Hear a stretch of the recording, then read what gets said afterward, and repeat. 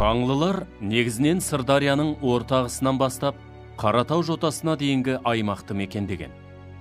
Олардың шығыс шекарасы Талас өзенінің бойымен өтіп, біздің заманымыздың 3 ғасырында оңтүстік батыс Жетісуға дейін жетсе, батыста Арал теңізінен Сырдарияның ортағысына дейінгі жерлерді қамтыды. Қаңлы мемлекеті шығыста үйсіндермен, батыста сарматтармен, оңтүстікте Ферғанамен көрші болған. Қаңлылар қазақ халқының негізін құраған ежелгі тайпалардың бірі. Көшпелі және отырықшы халықтар Қаңлы мемлекетінде бейбіт өмір сүрген. Бірақ Қаңлы мемлекеті 5 ғасырдың ортасында әлсіреп, Ақ ғұндар мемлекетінің құрамына қосылды. Қытай тарихшысы Сымациян Шицзи, яғни тарихи жазбалар атты еңбегінде Қытай тарихымен қатар көрші мемлекеттер, соның ішінде Қаңлылар туралы құнды мәліметтер қалдырған. Бұл еңбегінде тарихшы Қаңлы мемлекеті Ферғананың солтүстік батысында шамамен 2000 лиг қашықтықта орналасқан көшпелі мемлекет.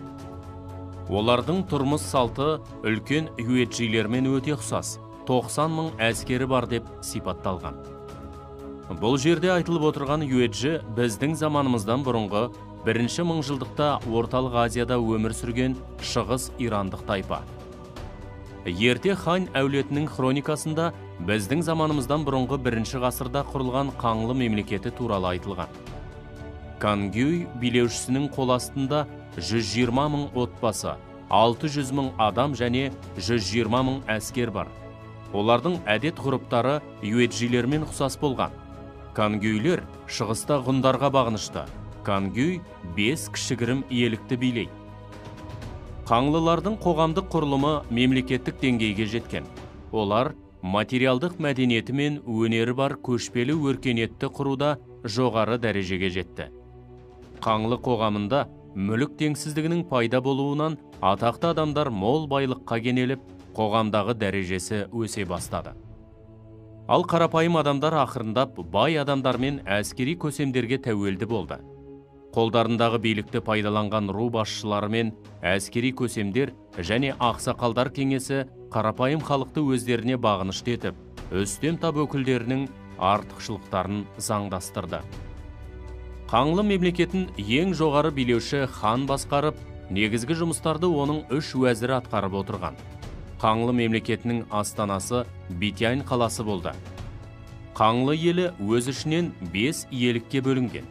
Әр иеліктің ұлы ханға бағынышты 5 кіші ханы болған. Қаңлы тайпаларында билік әкеден балаға мирас ретінде мұраға қалып отырған. Қаңлы билеушілері қыста сырдың бойын қыстаса, жазда арқаның кең даласын жайлаған. Қаңлылар әскери одақ құрып, көрші жатқан ғұн және үйсін тайпалармен соғыс жүргізді.